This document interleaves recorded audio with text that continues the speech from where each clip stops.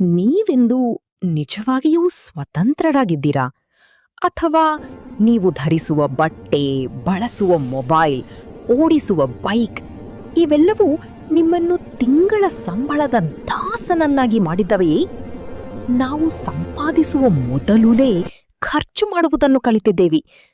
By now pay litre ಮತ್ತು EMI ಯೋಜನೆಗಳು ನಿಮ್ಮ ಭವಿಷ್ಯವನ್ನು ನಿಧಾನವಾಗಿ ಹೀರುವ ಬಲೆಗಳು. ಇಂದು ನಾವು 2026ರಲ್ಲಿ ಬದುಕುತ್ತಿದ್ದೇವೆ.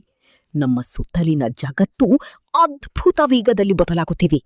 ತಂತ್ರಜ್ಞಾನ ಬೆಳೆಯುತ್ತಿದೆ, ಕಟ್ಟಡಗಳು ಎತ್ತರವಾಗುತ್ತಿವೆ. ಆದರೆ ಸರಾಸರಿ ವ್ಯಕ್ತಿಯ ಮನಃಶಾಂತಿ ಮತ್ತು ಬ್ಯಾಂಕ್ ಬ್ಯಾಲೆನ್ಸ್ ಮಾತ್ರ ಏಕೆ ಕುಸಿಯುತ್ತಿವೆ? ಒಮ್ಮೆ ಯೋಚಿಸಿದ್ದೀರಾ? ಮಹಂಗಾಯಿ ಈಗ ತಪ್ಪಿಸಲು ಆಗದ ಸಂಗತಿ. ಅದು ಅನಿವಾರ್ಯವಾಗಿದೆ. ಆದರೆ ಅದರೊಳಗೆ ಒಂದು ದೊಡ್ಡ ಬಲೆ ಅಡಗಿದೆ. ಒಬ್ಬ ಸಾಮಾನ್ಯ ವ್ಯಕ್ತಿ ತನ್ನ ಕೈಯಲ್ಲಿರುವ ಹಣವನ್ನು ಉಳಿಸಿಕೊಳ್ಳಲು ಜೀವ ಪೂರ್ತಿ ಹೋರಾಡಬೇಕಾದ ಸ್ಥಿತಿಗೆ ತಳ್ಳಪಟ್ಟಿದ್ದಾನೆ. ಇದು ಉಪಭೋಗ ಸಂಸ್ಕೃತಿಯ ರಹಸ್ಯ ಯೋಜನೆ. ಸಂಪತ್ತು ಎಂದರೆ ಕೇವಲ ಗೌರವವಲ್ಲ, ಅದು ಸ್ವಾತಂತ್ರ್ಯ. ಅರ್ಥಶಾಸ್ತ್ರ ಹೇಳ್ತದೆ, ಒಬ್ಬನು ತನ್ನ ಆದಾಯದ ಒಂದು ಭಾಗವನ್ನು ಭವಿಷ್ಯಕ್ಕಾಗಿ ಉಳಿಸದಿದ್ದರೆ ತನ್ನ ಕುಟುಂಬದ ಭದ್ರತೆಯನ್ನು ಸಮಾಜದ ದಯೆಯ ಮೇಲೆ ಬಿಡುತ್ತಿದ್ದಾನೆ. ಆದರೆ ಸಮಾಜ ಯಾವಾಗಲೂ ದಯೆ ತೋರಿಸುವುದಿಲ್ಲ.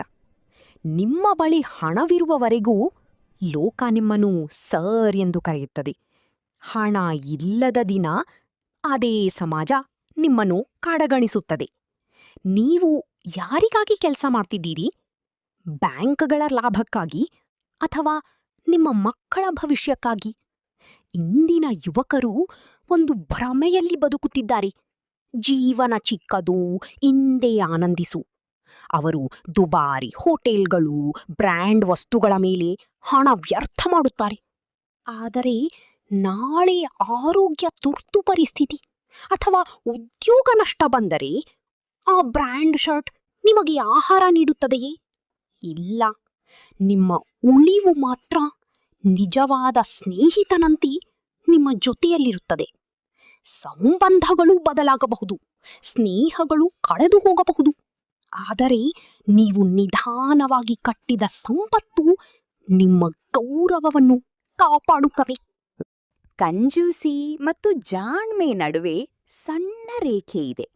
ಕಂಜೂಸಿ ಎಂದರೆ ಅಗತ್ಯವಾದ ಆಹಾರಕ್ಕೂ ಖರ್ಚು ಮಾಡದಿರುವುದು, ಅದು ತಪ್ಪು. ಆದರೆ ಜಾಣ್ಮೆ ಎಂದರೆ ಅನಾವಶ್ಯಕ ಖರ್ಚು, ಸಾಮಾಜಿಕ ಒತ್ತಡದಿಂದ ಖರ್ಚು ತಪ್ಪಿಸಿ ಕುಟುಂಬದ ಭದ್ರತೆ ನಿರ್ಮಿಸುವುದು. ನಿಮ್ಮ ಹಣ ನಿಮ್ಮ ನಿರ್ಧಾರ, ಆದರೆ ನಿಮ್ಮ ಭವಿಷ್ಯ ಇಂದಿನ ಆಯ್ಕೆಗಳ ಮೇಲೆ ನಿಂತಿದೆ. ದುಬಾರಿ ಫೋನ್ ಅಥವಾ ವಾಹನ ನಿಮ್ಮ ಗೌರವವನ್ನು ಹೆಚ್ಚಿಸುವುದಿಲ್ಲ. ಆದರೆ ನಾಳೆ ನಿಮ್ಮ ಮಗುವಿನ ವಿದ್ಯಾಭ್ಯಾಸಕ್ಕೆ ಅಥವಾ ತಂದೆ ತಾಯಿಯ ಚಿಕಿತ್ಸೆಗೆ ನೀವು ಹಣ ಕೇಳಬೇಕಾದರೆ ಸಮಾಜ ನಗುತ್ತದೆ.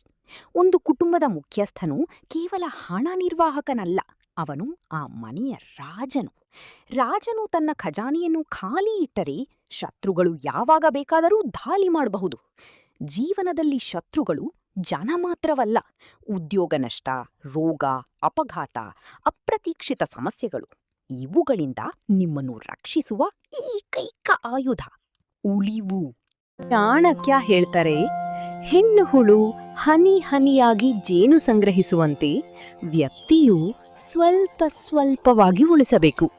ಜೇನು ಸಂಗ್ರಹಿಸುವ ಹುಳು ಕಂಜೂಸಿ ಅಲ್ಲ, ಅದು ಬುದ್ಧಿವಂತ ಬದುಕು. ಇಂದು ನಾವು ಆರ್ಥಿಕ ಯುದ್ಧಭೂಮಿಯಲ್ಲಿದ್ದೇವೆ. ಭಾವನೆಗಳಿಂದ ಖರ್ಚು ಮಾಡುವವರು ಸೋಲುತ್ತಾರೆ, ಲೆಕ್ಕಾಚಾರದಿಂದ ಯೋಚಿಸುವವರು ಗೆಲ್ಲುತ್ತಾರೆ. ಜಾಹೀರಾತುಗಳು ನಿಮ್ಮನ್ನು ಕೇವಲ ಗ್ರಾಹಕರಂತೆ ನೋಡುತ್ತವೆ. ಇದನ್ನು ಖರೀದಿಸು ಅಂದಾಗ ಮಾತ್ರ ನೀನು ಮುಖ್ಯ. 99% ಜನರು ಈ ಬಲೆಗೆ ಬೀಳುತ್ತಾರೆ. ಆದರೆ ನೀವು 1% ಗೆದ್ದವರಾಗಬೇಕು. ಸ್ಥಾನಮಾನಕ್ಕಾಗಿ ಖರ್ಚು ನಿಲ್ಲಿಸಿ, ಭದ್ರತೆಗೆ ಉಳಿವು ಆರಂಭಿಸಿ. ಇದು ಕಂಜೂಸಿ ಅಲ್ಲ, ಇದು ತಂತ್ರ.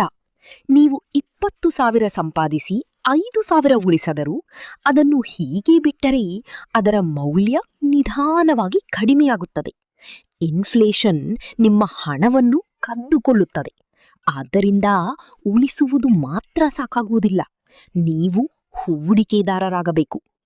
ನಿಮ್ಮ ಹಣ ನಿಮಗಾಗಿ ಕೆಲಸ ಮಾಡುತ್ತಿದೆಯೇ ಅಥವಾ ಬ್ಯಾಂಕ್ನಲ್ಲಿ ನಿದ್ರೆ ಮಾಡುತ್ತಿದೆಯೇ? ಆರ್ಥಿಕ ಸವಾಲುಗಳನ್ನು ಎದುರಿಸಲು ಈ ಆಯುಧಗಳನ್ನು ಬಳಸಿ. ಉಳಿವು, ಹೂಡಿಕೆ ಮತ್ತು ಹಲವಾರು ಆದಾಯ ಮಾರ್ಗಗಳು. ನಿಮ್ಮ ಆದಾಯ ಕೇವಲ ಉದ್ಯೋಗದ ಮೇಲೆ ಇದ್ದರೆ ನೀವು ಅಪಾಯದಲ್ಲಿದ್ದೀರಿ. ನಿದ್ರಿಸುವಾಗಲೂ ಹಣ ಬರಬೇಕು. ಬಾಡಿಗೆ, ವ್ಯವಹಾರ, ಡಿವಿಡೆಂಡ್, ಬಹು ಆದಾಯ ಮೂಲಗಳನ್ನು ನಿರ್ಮಿಸಿ. ಒಂದು ಆದಾಯದ ಮೇಲೆ ಅವಲಂಬಿಸುವುದು ಒಂದು ದಾರಿಯ ಮೇಲೆ ಕುಳಿತುಕೊಳ್ಳುವಂತೆ. ಮಕ್ಕಳಿಗೆ ಹಣವಷ್ಟೇ ಅಲ್ಲ, ಆರ್ಥಿಕ ಜ್ಞಾನ ಕಲಿಸಿ. ಜ್ಞಾನವಿಲ್ಲದ ಹಣ ಒಂದು ತಲೆಮಾರಿನಲ್ಲಿ ಮಾಯವಾಗುತ್ತದೆ. ಜೀವನ ಸದಾ ಏರುಗತಿಯಲ್ಲ, ಕಾಲ ಚಕ್ರದಂತೆ ತಿರುಗುತ್ತದೆ. ಮತ್ತೆ ಏಳಲು ನಿಮಗೆ ಸಂಗ್ರಹ ಬೇಕು. 6 ತಿಂಗಳ ತುರ್ತು ನಿಧಿ ಇದೆಯೇ? ಅದು ಕೇವಲ ಹಣವಲ್ಲ, ನಿಮ್ಮ ಗೌರವ. ಸಂಕಷ್ಟದಲ್ಲಿ ಸಮಾಜವನ್ನು ನಂಬಬೇಡಿ, ನಿಮ್ಮ ಸಿದ್ಧತೆಯನ್ನು ನಂಬಿ. ನಿಮ್ಮ ಸರಳತೆಗೆ ಜನರು ನಗಲಿ.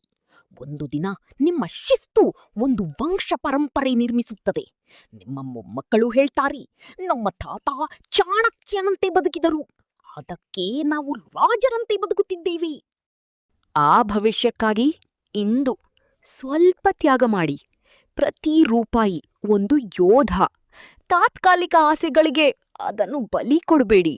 ನಿಮ್ಮ ಕುಟುಂಬದ ಭದ್ರತೆ ನಿಮ್ಮ ಜವಾಬ್ದಾರಿ. ಯಶಸ್ಸು ಎಂದರೆ ನೀವು ಎಷ್ಟು ಸಂಪಾದಿಸುತ್ತೀರಿ ಅಲ್ಲ, ಅದನ್ನು ಹೇಗೆ ನಿರ್ವಹಿಸುತ್ತೀರಿ. ಉಳಿವು ಕೇವಲ ಹಣವಲ್ಲ, ಅದು ಸ್ವಾಭಿಮಾನ. ಸಾಲವಿಲ್ಲದೆ ನಿಲ್ಲುವ ದಿನ ನೀವು ನಿಜವಾದ ಸ್ವತಂತ್ರ. ಮಹಂಗಾಯಿ ಅಥವಾ ಸರ್ಕಾರವನ್ನು ದೂರುವುದನ್ನು ನಿಲ್ಲಿಸಿ. ನಿಮ್ಮ ಖಜಾನೆಯನ್ನು ಬಲಪಡಿಸಿ. ಕಷ್ಟದ ಸಮಯದಲ್ಲಿ ನಿಮ್ಮ ಉಳಿವು ಮಾತ್ರ ನಿಮ್ಮನ್ನು ರಕ್ಷಿಸುತ್ತದೆ. ಇಂದು ಒಂದು ಪ್ರತಿಜ್ಞೆ ಮಾಡಿ, ನಾನು ನನ್ನ ಆದಾಯವನ್ನು ವ್ಯರ್ಥ ಮಾಡಲ್ಲ, ನನ್ನ ಕುಟುಂಬದ ಭವಿಷ್ಯವನ್ನು ರಕ್ಷಿಸುತ್ತೇನೆ. ಈ ವಿಡಿಯೋ ಇಲ್ಲಿ ಮುಗಿಯಬಹುದು, ಆದರೆ ನಿಮ್ಮ ಆರ್ಥಿಕ ಪ್ರಯಾಣ ಈಗ ಪ್ರಾರಂಭವಾಗುತ್ತದೆ. ಒಂದು ದಿನ ಲೋಕ ನಿಮ್ಮನ್ನು ಮೆಚ್ಚುತ್ತದೆ. ನಿಮ್ಮ ಯಶಸ್ಸು ನಿಮ್ಮ ಬ್ಯಾಂಕ್ ಬ್ಯಾಲೆನ್ಸ್ ಅಲ್ಲ, ನಿಮ್ಮ ಕುಟುಂಬದ ಮುಖದಲ್ಲಿರುವ ಶಾಂತಿಯ ನಗು. ಆ ನಗುಗಾಗಿ ಕೆಲಸ ಮಾಡಿ, ಮುಂದೆ ಸಾಗಿರಿ. ನಿಮ್ಮ ವಂಶವನ್ನು ನಿರ್ಮಿಸಿ. ವಿಜಯ ನಮ್ಮದು. ಇತಿಹಾಸ ನಿರ್ಮಿಸೋಣ.